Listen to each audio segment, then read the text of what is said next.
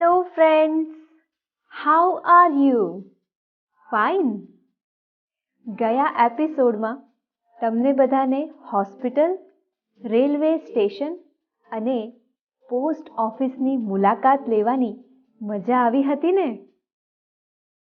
મને તો ખબર જ છે કે તમને બધાને ખૂબ જ મજા આવી હતી.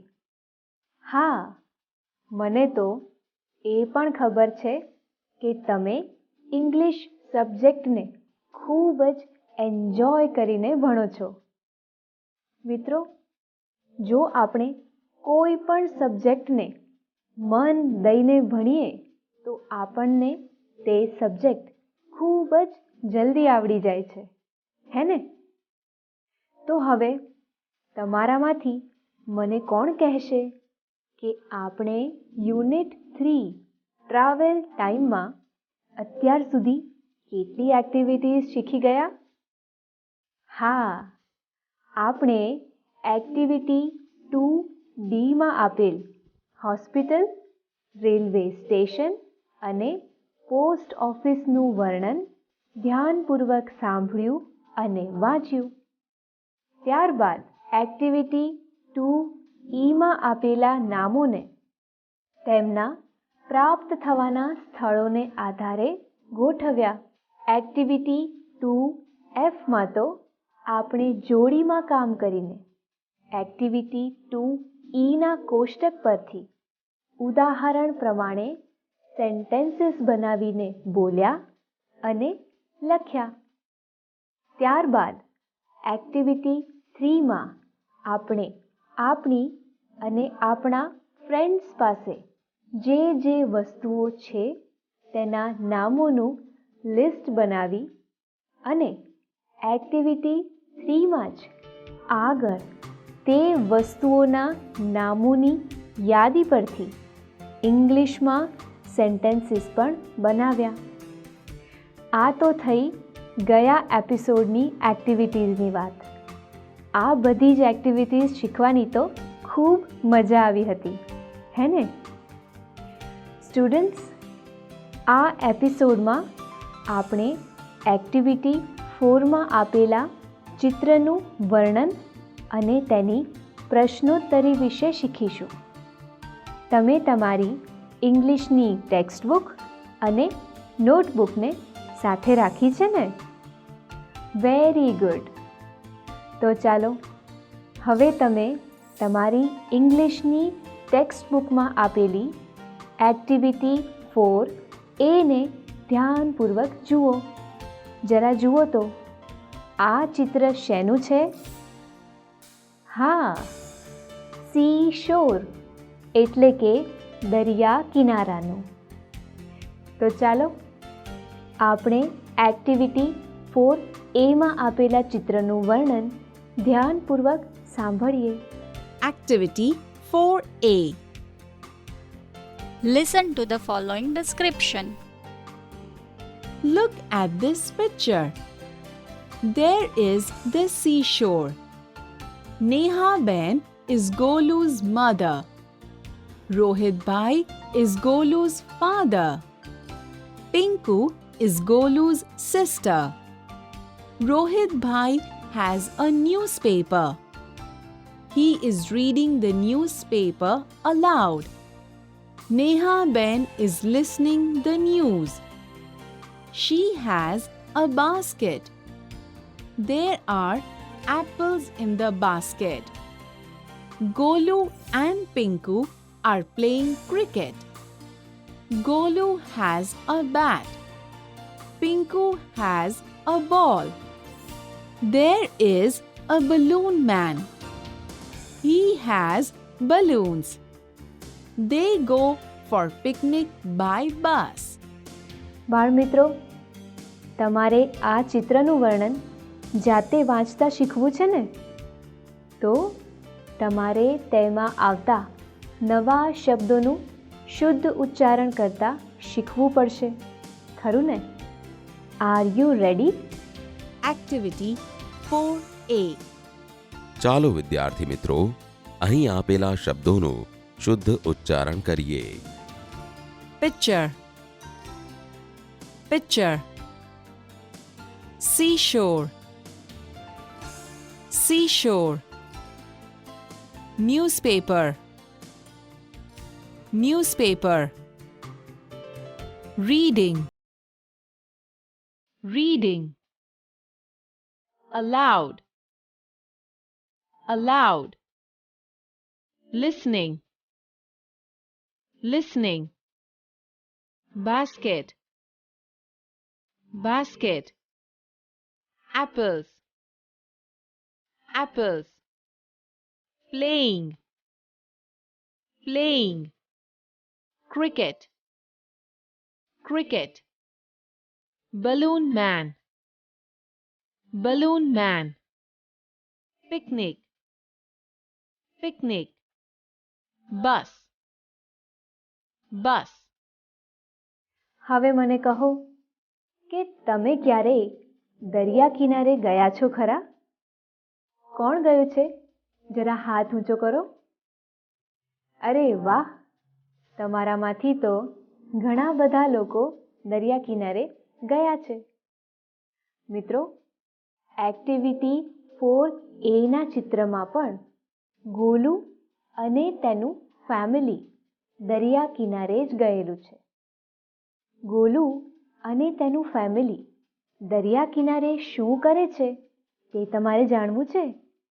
હા, તો ચાલો આપણે પણ આ જ દરિયા કિનારાની મુલાકાત લઈએ. Activity 4A. Look at this picture. There is the seashore. Neha Ben is Golu's mother. Rohit Bhai is Golu's father. Pinku is Golu's sister.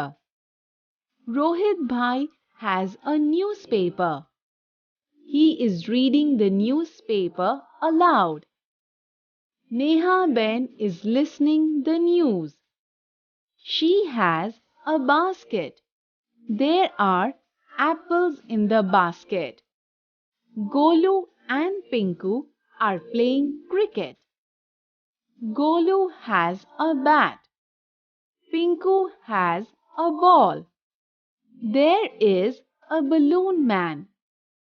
He has balloons. They go for picnic by bus. તો હવે કહો, ગોલુ અને તેનું family દરિયા કિનારે picnic મનાવવા કેવી રીતે ગયું હતું? Yes, they go for picnic by bus. હવે તમે એ વિચારો કે એક્ટિવિટી 4A માં આપેલો પેરેગ્રાફ જો તમારા વિશેનો હોય તો તમે તેમાં કયા કયા નામ લખશો? હવે ધ્યાનથી જુઓ. Activity 4A. જો ઉપરનો ફકરો તમારા વિશેનો હોય તો તમે તેમાં કયા નામ લખશો? ફકરાના નામ ચેકી તે જગ્યાએ યોગ્ય નામ લખો. તમારો ફકરો વર્ગ સમક્ષ રજૂ કરો. I am Raju. હું રાજુ છું. Look at this picture. આ ચિત્ર જુઓ. There is the seashore. આ સેન્ટેન્સ પણ રાજુ પોતાની નોટબુકમાં અહીં જેમ આપેલું છે તેમ જ લખશે. તો લખો, There is the seashore. તે દરિયા કિનારો છે. નેહાબેન is Golu's mother. જો રાજુની માતાનું નામ મીનાબેન હોય તો અહીં રાજુ લખશે, મીનાબહેન is my mother. મીનાબેન મારી માતા છે. રોહિતભાઈ is Golu's father. જો રાજુના પિતાનું નામ વિનોદભાઈ હોય તો અહીં રાજુ લખશે, Vinodbhai is my father. Vinodbhai મારા પિતા છે. Pinku is Golu's sister. અનુ મારી બહેન છે. જો રાજુની બહેનનું નામ અનુ હોય તો અહીં રાજુ લખશે. અનુ ઇઝ માય સિસ્ટર. અનુ મારી બહેન છે. રોહિતભાઈ હેઝ અ ન્યૂઝપેપર. જો રાજુના પિતા પાસે છાપું હોય તો અહીં રાજુ લખશે. My father has a newspaper. મારા પિતા પાસે છાપું છે. He is reading the newspaper aloud. ચાલો હવે કહો તો આ વાક્ય રાજુ કેવી રીતે લખશે? તો લખો. He is reading the newspaper aloud. તેઓ મોટેથી સમાચાર વાંચે છે. નેહાબેન is listening the news. આ સેન્ટેન્સ તો હવે તમને લખતા આવડી જ જશે, ખરું ને? તો લખો. My mother is listening the news. મારી માતા સમાચાર સાંભળે છે. She has a basket. આ વાક્ય પણ રાજુ અહીં આપેલું છે તેમ જ લખશે, ખરું ને? તો લખો. She has a basket. તેની પાસે બાસ્કેટ છે. There are apples in the basket. આ વાક્ય પણ જેમ છે તેમ જ રાજુ લખશે. તો લખો. There are apples in the basket. તે બાસ્કેટમાં સફરજન છે. Golu and Pinku are playing cricket.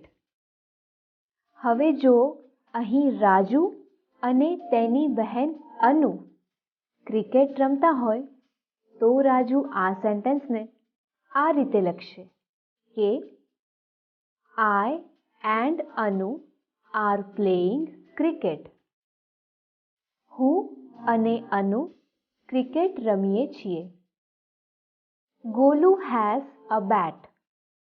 જો ગોલુની જગ્યાએ રાજુની પાસે બેટ હોય તો રાજુ શું લખશે? Yes, I have a bat. મારી પાસે બેટ છે. Pinku has a ball. અહીં રાજુની બહેનનું નામ તો અનુ છે ને? તો અહીં આપણે લખીશું અનુ has a ball. અનુ પાસે બોલ છે. There is a balloon man. આ સેન્ટેન્સ તો અહીં જેમ છે તેમ જ લખાશે. તો લખો. There is a balloon man. અહીં ફુગ્ગાવાળો છે. He has balloons. આ સેન્ટેન્સમાં પણ કંઈ જ ચેન્જ નથી કરવાનો. તો લખો. He has balloons. તેની પાસે ફુગ્ગા છે. They go for picnic by bus. અહીં રાજુની ફેમિલી વિશે જ સેન્ટેન્સ લખવાનું છે, હે ને?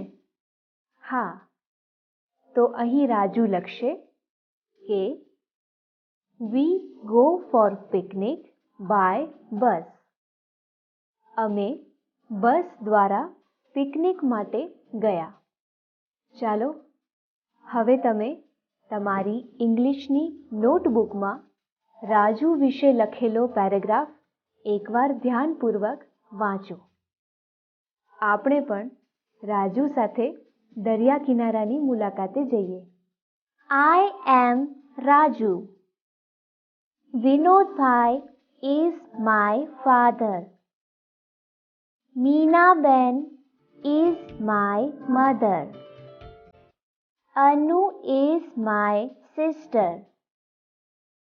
Look at this picture. There is the seashore. Meenaben is my mother. Vinodbhai is my father. Anu is my sister.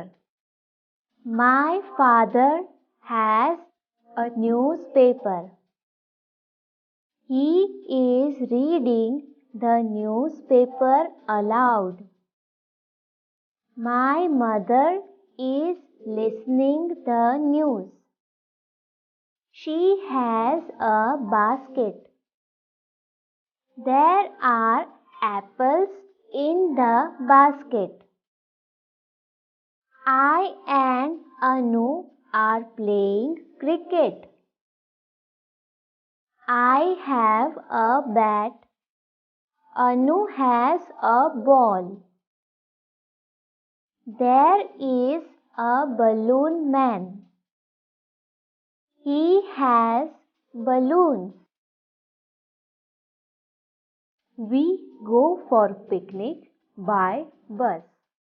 તો હવે મને લાગે છે કે એક્ટિવિટી 4A ના પેરેગ્રાફને લગતા પ્રશ્નોના જવાબ તમે ખૂબ જ ઇઝીલી આપી શકશો, ખરું ને? તો ચાલો હવે આપણે એક્ટિવિટી 4B ને ધ્યાનપૂર્વક જોઈએ. એક્ટિવિટી 4B, જોડીમાં કામ કરો. એક્ટિવિટી 4A વાંચો. કોની પાસે શું છે તે શોધીને લખો. Look at this picture. There is the seashore.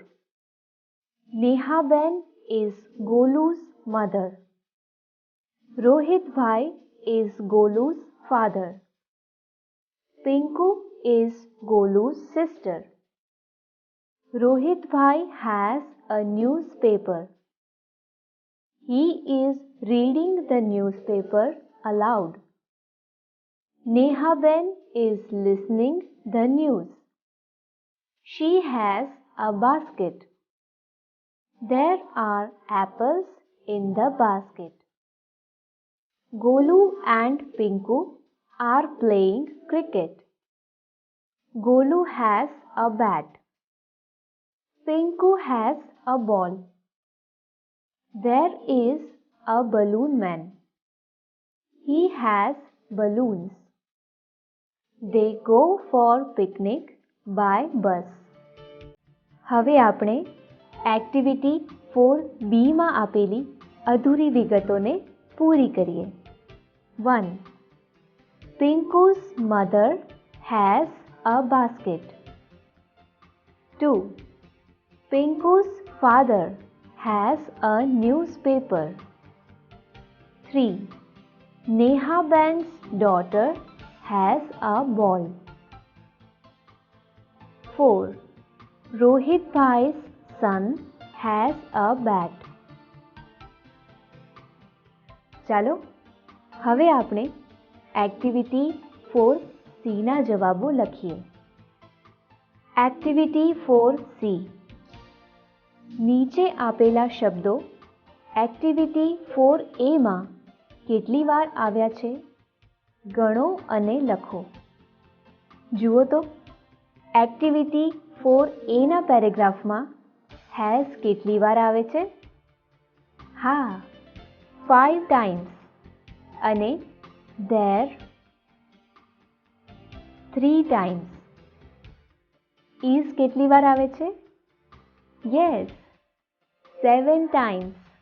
અને પિંકુ 3 times. હવે જુઓ તો મધર કેટલી વાર આવે છે? Only 1 time.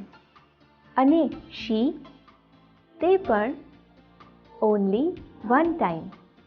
Golu's 3 વાર આવે છે એટલે કે 3 times. અને are 2 times. વાહ, તમે બધાએ તો ફટાફટ ગણતરી કરીને લખી નાખ્યું. ચાલો હવે આગળ એક્ટિવિટી 4D ની વિગતો લખીએ. આ ટેબલમાં આપણે અહીં આપેલા ઇંગ્લિશ આલ્ફાબેટ્સથી શરૂ થતા ન્યૂ વર્ડ્સ લખી શકીએ છીએ. એક્ટિવિટી 4D, આ ટેબલમાં આપણે અહીં આપેલા ઇંગ્લિશ આલ્ફાબેટ્સથી શરૂ થતા ન્યૂ વર્ડ્સ લખી શકીએ છીએ. અહીં બીના ખાનામાં લખો balloons, bat, balloon man, ball, basket. સીના ખાનામાં લખો cricket, come, cup, cat, cold. એસના ખાનામાં લખો sea shore, she, sister, stamp, sun. ટીના ખાનામાં લખો the, this, there, these, they. આઈના ખાનામાં લખો in, it, ice, is, inside. હવે એનના ખાનામાં લખો નેહાબેન, ન્યૂઝપેપર, નોઝ, ન્યૂ, નેઇલ. વાહ, તમે તો B, C, S, T, I અને એનથી શરૂ થતા ઘણા બધા શબ્દોના સ્પેલિંગ્સ શીખી ગયા, ખરું ને? હવે એ કહો કે તમને એક્ટિવિટી 4A ચિત્રમાં ગોલુ અને તેનું ફેમિલી પિકનિક મનાવવા ક્યાં ગયેલું? હા, દરિયા કિનારે. ત્યાં તેઓ શું કરતા હતા એ તો યાદ જ હશે ને? તો ચાલો આપણે બધા સાથે મળીને એક્ટિવિટી 4E આપેલા પ્રશ્નોના જવાબ લખીએ. એક્ટિવિટી 4E સમૂહમાં કામ કરો. એક્ટિવિટી 4A આધારે પ્રશ્નોના જવાબ લખો. 1. Who has a bat? Answer. Golu has a bat. 2. Who is Golu's mother? Answer. Nehaben is Golu's mother. 3. What is Pinku's mother's name? Answer. Pinku's mother's name is Nehaben. 4. Is Pinku Golu's cousin? Answer. No, she is not. 5. Who has a newspaper? Answer. Rohit Bhai has a newspaper. 6. Where is Pinku's family? Answer. Pinku's family is on the seashore. 7. Is there a balloon man at the seashore? Answer. Yes, there is. તમે activity 4E બધા answers તમારા પાઠ્યપુસ્તકમાં લખી લીધા ને? ખૂબ સરસ. હવે આપણે એક્ટિવિટી 4F આપેલા સેન્ટેન્સીસ ટ્રુ છે કે ફોલ્સ તે લખીએ. આ વાક્યો એક્ટિવિટી 4A આપેલા પેરેગ્રાફમાંથી જ આપવામાં આવેલા છે. એક્ટિવિટી 4F સાચા વિધાનો સામે ટ્રુ અને ખોટા વિધાનો સામે ફોલ્સ લખો. 1. Nehaben is Pinku's sister. No, Nehaben is Pinku's mother. તો આ સેન્ટેન્સ સામે લખો false. 2. Golu is Pinku's brother. Yes, આ સેન્ટેન્સ ટ્રુ છે. 3. Rohit Bhai has a magazine. No, he has a newspaper. તો આ સેન્ટેન્સની સામે લખો false. 4. They are at the seashore. Yes, this sentence is true. 5. There is a balloon man in the picture. Yes, આ sentence true છે. There is no water in the picture. અરે, આ તો ચિત્ર દરિયા કિનારાનું હતું, એટલે તેમાં પાણી તો હોય જ ને. એટલે આ સેન્ટેન્સની સામે લખો ફોલ્સ. ચાલો હવે આપણે એક્ટિવિટી 4Gના વર્ડ્સને યોગ્ય ક્રમમાં ગોઠવીને રાઇટ સેન્ટેન્સીસ બનાવીને લખીએ. Activity 4G.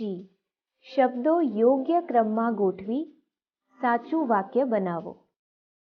1. Nehaben has fruits.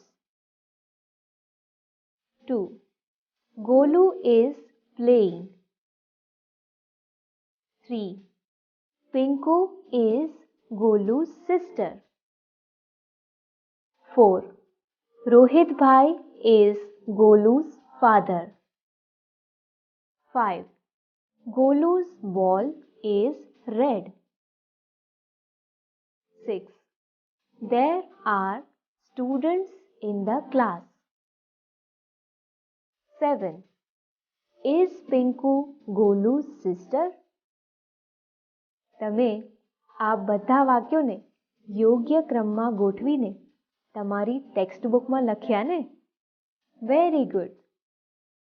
તો બાળ દોસ્તો, આપણે આડા અવળા આપેલા શબ્દોને યોગ્ય ક્રમમાં ગોઠવીને સાચું વાક્ય બનાવતા શીખ્યા. આમ આજે તો આપણે ઘણી બધી મજાની એક્ટિવિટીઝ કરી, ખરું ને? વિદ્યાર્થી મિત્રો, તમારે એક મજાની ગેમ રમતા શીખવી છે?